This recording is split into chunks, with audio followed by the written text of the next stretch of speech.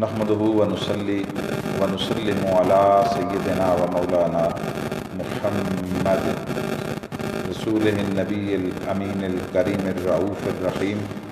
अम्मा बाद, बिस्मिल्लाहिर रहमानिर रहीम।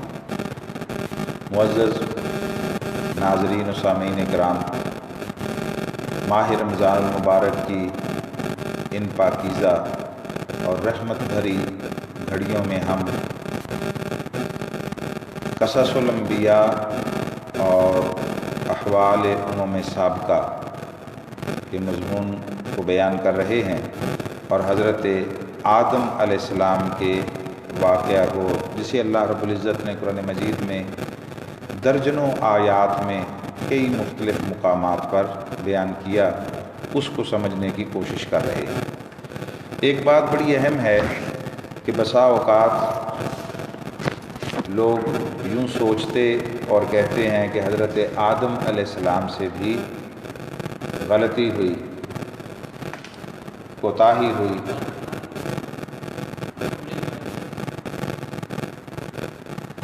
और वो अल्लाह के उस पहले हुक्म की ही हिफाजत नहीं कर सके। मगर जब हम कुरान मजीद का मुताला करते हैं तो अल्लाह रब्बुल इज़्ज़त की दो स्टेटमेंट्स वो हमारे सामने कुरान मजीद में आती है। पहली स्टेटमेंट है वअसा आदम रब्बहु फगवा, कि आदम अलैहिस्सलाम से इस्यान हुआ और वो अपने रब के हुक्म की तामील और उस पर अमल में हद से गुज़र गए। और दूसरा इसी सूरह ताहा में फरमाया फ़नसिया वलम नजिद लहु अज़्मा, अल्लाह रब्बुल इज़्ज़त ने फरमाया कि उनसे भूल हुई और हमने उनमें कोई ऐसा इरादा यानी नाफरमानी का और हुक्म अदूली का नहीं पाया।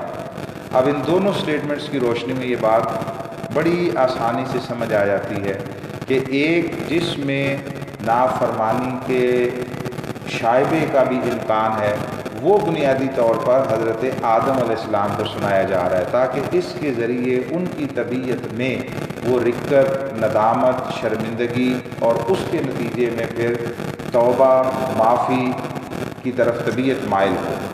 और लोगों के लिए फरमाया फ़नसिया, कि उनसे भूल हुई। और वो भूल क्या थी, इस पर मुफस्सरीन ने तवील बहसें की हैं। उनमें से एक ये है कि उन्होंने इस मामले में जो अल्लाह ने फरमाया इस दरख्त के करीब नहीं जाना, उन्हें मुगालता हुआ कि उस एक दरख्त की ममानियत है या उस नौ के सारे दरख्तों की ममानियत है। उन्होंने अपने तय समझा कि वो जो एक स्पेसिफिक एक दरख्त था, एक बस इसकी ममानियत है, बाकियों की ममानियत नहीं। मगर मकसूद इलाही उस नौ के तमाम दरख्तों की ममानियत था। तो जब उसे खाया तो वो नतीजा निकला। ये भूल भी आदम की सरिश्त में रखी गई, तजस्सुस रखा गया और जिस तरफ जाने से रोका गया हो उस तरफ तकने की एक ख्वाहिश, ये इंसानी खवास में से है जिन अनासर अरबा से इसे बनाया गया। तो अल्लाह रब्बुल इज़्ज़त ने ये जो दूसरी स्टेटमेंट दी फ़नसिया वलम नजिद लहु अज़्मा, मकसूद ये है कि कोई आदम पर अंगुश्त ज़नी न करे, कोई ताना तर्जनी न करे। फिर हज़रत आदम अलैहिस्सलाम को जो ज़मीन पर उतारा गया वो बतौर सज़ा नहीं उतारा गया, बल्कि ये तो ऐन हिकमत इलाहिया के मुताबिक था। उन्हें तो तख्लीक ही इसलिए किया गया कि फरमाया इन्नी जाइलुन फिल अर्द खलीफा, मैं ज़मीन पर एक खलीफा बनाने वाला हूँ। तो जब बनाया ही ज़मीन पर खिलाफत के लिए है तो ज़मीन पर ही उतारा जाना था।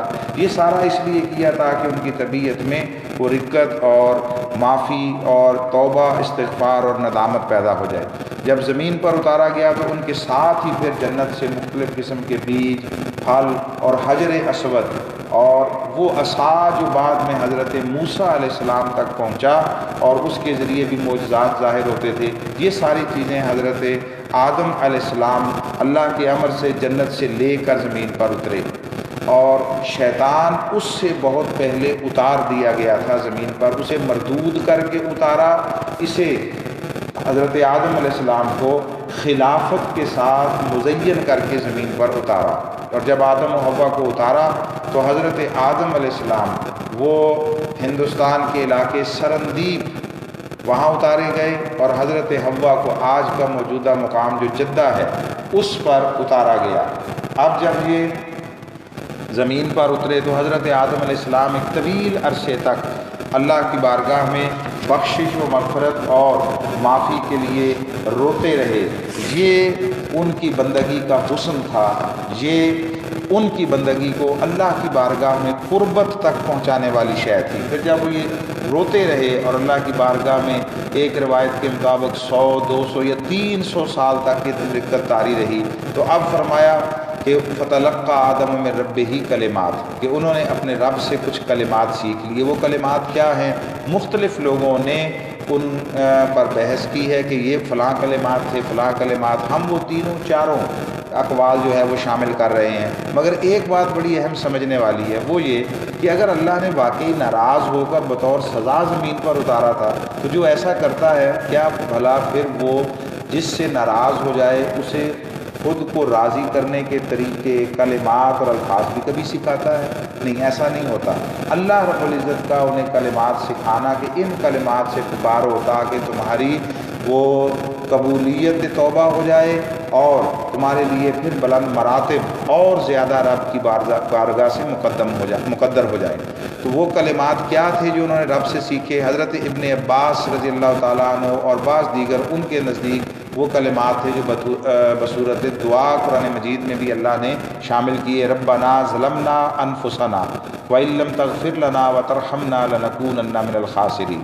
حضرت عبداللہ بن مسعود رضی اللہ تعالیٰ عنہ ان کے نزدیک وہ کلمات یہ تھے، سبحانک اللہم وبحمدک وتبارک اسمک وتعالی جدک ولا الہ غیرک۔ اور حضرت وہب اور محمد بن کعب کے نزدیک یہ تھا، سبحانک اللہ وبحمدک عملت سوءا وظلمت نفسی فاغفر لی انک خیر الغافرین۔ یہ سارے کلمات اللہ کی بارگاہ میں استغفار کے لیے بڑے مجرب نسخے ہیں۔ اور شاہ عبدالعزیز محدث دہلوی نے طبرانی، بہقی اور حاکم کی روایتوں سے حضرت فاروق اعظم رضی اللہ تعالیٰ عنہ کا یہ قول کیا کہ وہ کلمات یہ تھے کہ انہوں نے اللہ کی بارگاہ میں عرض کیا، اللہم انی اسألک بحق محمد صلی اللہ علیہ وسلم، اے اللہ میں تجھ سے محمد صلی اللہ علیہ وسلم کے واسطے سے اور ان کے وسیلے سے ان کے حق کے طور پر جو ہے وہ مانگتا ہوں، سوال کرتا ہوں، مجھے معافی عطا فرما دے اور میری توبہ کو قبول کر لے۔ یہ حضرت شاہ عبدالعزیز محدث دہلوی نے تفسیر عزیزی میں بیان کیا، جو حضرت مولا علی کرم اللہ وجہ الکریم سے روایت ہے ابن المنظر کی، وہ یہ ہے کہ انہوں نے عرض کیا، اللہم اسألک بجاہ محمد عبدک و کرامتہ علیک ان تغفر لی خطیاتی، کہ مولا مجھے محمد صلی اللہ علیہ وسلم جو تیرے بندے ہیں ان کے صدقے سے میں سوال کرتا ہوں اور تیری بارگاہ میں جو ان کی عزت و کرامت ہے اس کا واسطہ دے کر کہ میری بخشش کر دے اور جو مجھ سے خطا ہو گئی وہ معاف فرما دے۔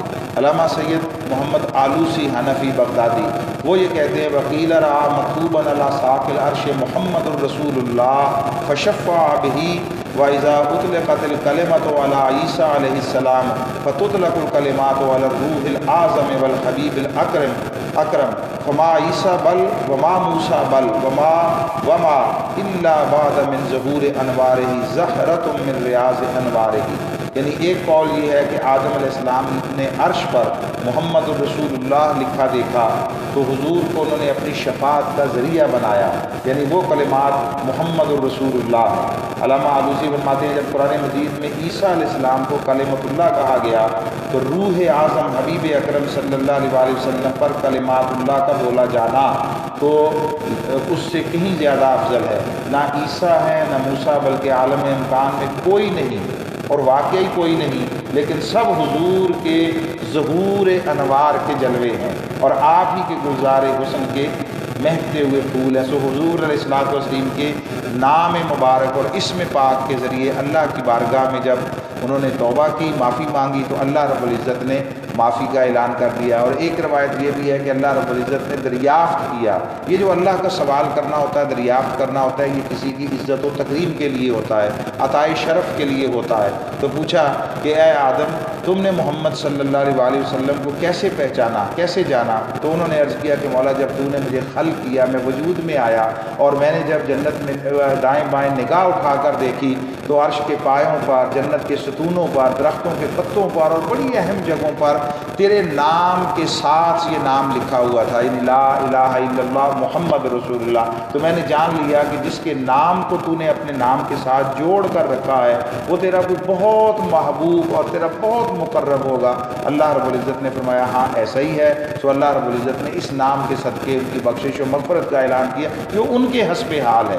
یہ جو انبیاء اپنے لیے استغفار کرتے ہیں اور اللہ کی بارگاہ میں خود کو گناہگار کے طور پر پیش کرتے ہیں، اس کا معنی یہ نہیں ہوتا کہ ان سے گناہ سرزد ہوئے، نہیں، یہ سب کچھ اس لیے کہ وہ یہ جانتے ہیں، انہیں اللہ رب العزت نے یہ شعور عطا کیا، یہ سمجھ بوجھ عطا کی، اور اس حقیقت پر انہیں اطلاع دی کہ اللہ رب العزت کو سب سے زیادہ پسندیدہ عمل اپنی بارگاہ میں وہ جھکنا، عاجزی، انکساری، خشوع و خضوع، رقت، ندامت، توبہ اور معافی مانگنا ہے۔ چونکہ یہ عمل اللہ کو بہت زیادہ محبوب ہے، اس لیے جتنے انبیاء اور جتنے اولیاء اور دیگر لوگ ہیں وہ سارے کے سارے اللہ کی بارگاہ میں کثرت کے ساتھ توبہ استغفار کرتے ہیں۔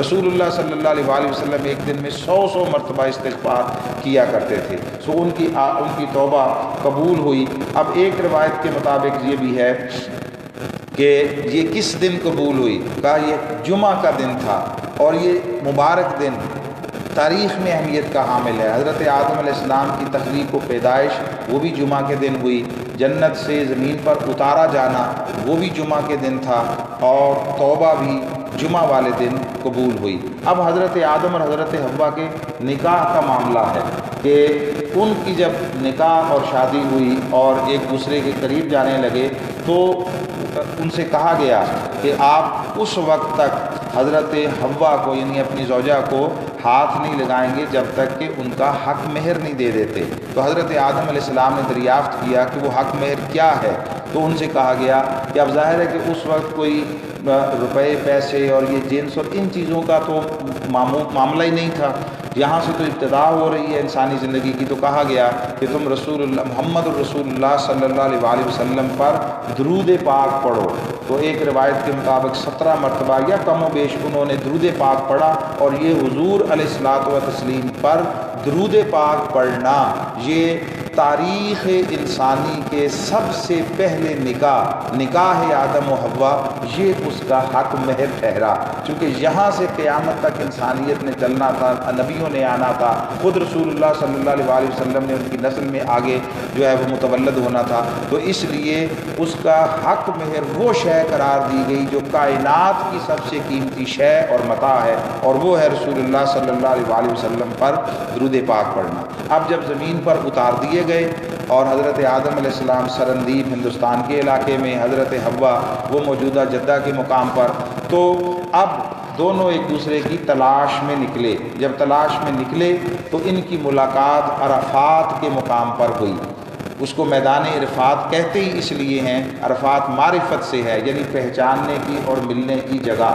تو حضرت آدم علیہ السلام وہاں پر حضرت حوا سے ملے۔ اب زمینی زندگی کی ابتدا ہوئی اور آپ کی نسل اور ذریت اس کے آگے فروغ کا اہتمام کیا گیا۔ اللہ رب العزت نے جو اہتمام کیا وہ یہ کہ حضرت حوا رضی اللہ تعالی عنہ ان کے ہاں ایک روایت کے مطابق 20 اور ایک کے مطابق 40 مرتبہ اولاد ہوئی، اور ہر مرتبہ جب اولاد ہوتی تو ایک بیٹا اور ایک بیٹی ہوتی۔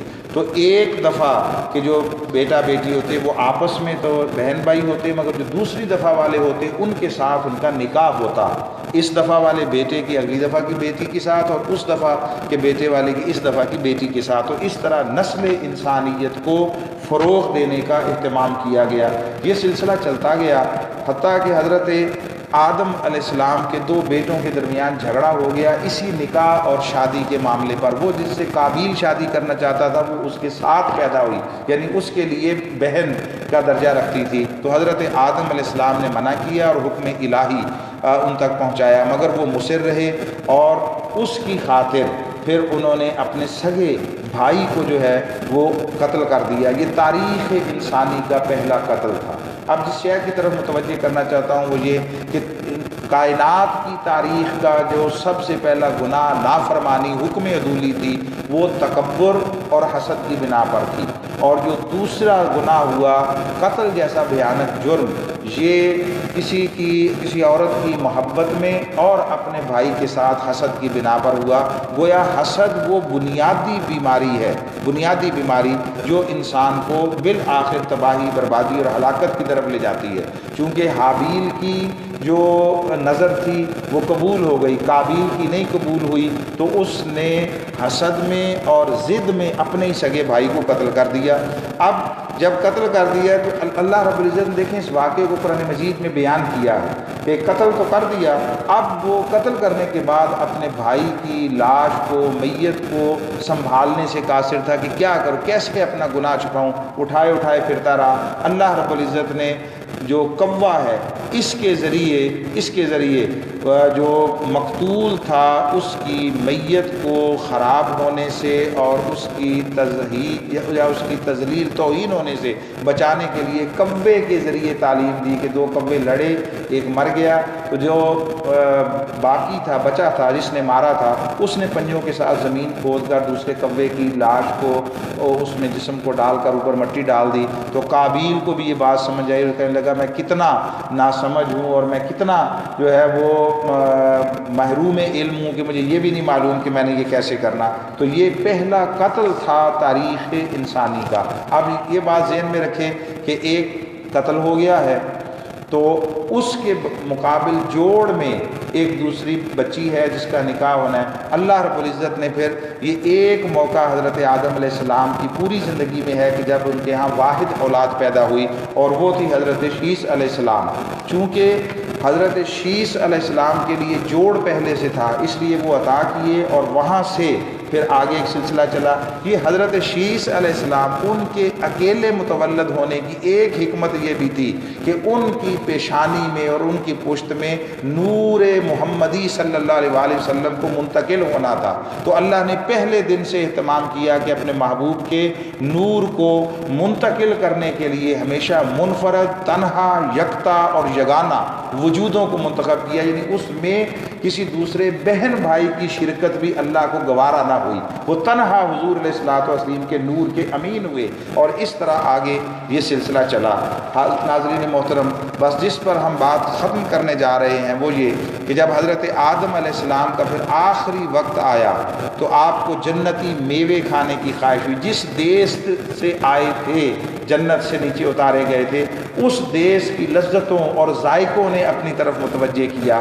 جب یہ ہوا تو اپنے فرزندوں سے کہا کہ کعبہ معظمہ میں جاؤ اور وہاں دعا کرو کہ اللہ میری یہ تمنا پوری کرے۔ ان کے بیٹے گئے، وہاں پہنچے تو جبریل علیہ السلام اور دوسرے فرشتے ملے جن سے انہوں نے آدم علیہ السلام کی فرمائش کا ذکر کیا، تو فرشتوں نے کہا ہمارے ساتھ آؤ، ہم جنت کے میوے ساتھ لائے ہیں۔ چنانچہ وہ سب حضرت آدم کے پاس پہنچے۔ حضرت حوا ان فرشتوں کو دیکھ کر ڈرنے لگیں اور چاہا کہ آدم علیہ السلام کے دامن میں چھپ جائیں۔ انہوں نے فرمایا حوا اب مجھ سے الگ ہو جاؤ، اب تم سے جدائی اور اس محبوب حقیقی سے ملاقات کا وقت آ پہنچا ہے۔ گویا ان لذتوں کے واپس پھر بحال ہونے اور جنت کے اس ماحول اور اللہ کی قربت کی طرف جانے کا وقت آ گیا ہے۔ میرے اور رب کے قاصدوں کے درمیان آڑ نہ بنو۔